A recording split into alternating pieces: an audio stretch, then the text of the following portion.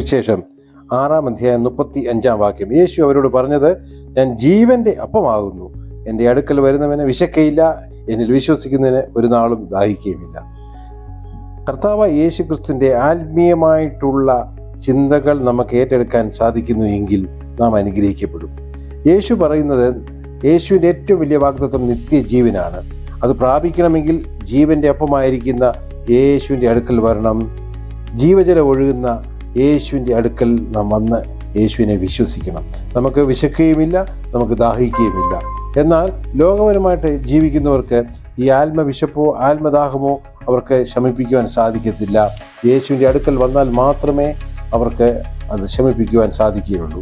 അങ്ങനെ അവർ നിത്യജീവൻ അവകാശികളായി തീരുകയും യേശുവിനാൽ അനുഗ്രഹിക്കപ്പെടുകയും ചെയ്യുന്നു. അവരുടെ പ്രശ്നങ്ങൾ പരിഹരിക്കപ്പെടുന്നു, അവരുടെ രോഗങ്ങൾ സൗഖ്യമാകുന്നു, അവരുടെ വേദനകൾ നീങ്ങിപ്പോകുന്നു. നിങ്ങൾ വിശ്വസിക്കുന്നുണ്ടോ ഇന്ന് രാവിലെ? അങ്ങനെയെങ്കിൽ നിങ്ങൾ അനുഗ്രഹിക്കപ്പെടും. പ്രാർത്ഥിക്കാം. പ്രിയ കർത്താവേ, അങ്ങയുടെ അടുക്കൽ വന്ന് വിശ്വാസത്തോടുകൂടി നിത്യജീവന്റെ അപ്പം ഭുജിപ്പാൻ സഹായിക്കണമേ, ദാഹം ശമിപ്പാൻ സഹായിക്കണമേ. യേശുവിൻ നാമത്തിൽ തന്നെ ആമേൻ. God bless you. തിരുരക്തം നമുക്ക് കോട്ടയായിരിക്കട്ടെ. വീണ്ടും നമുക്ക് കൂടി വരാം.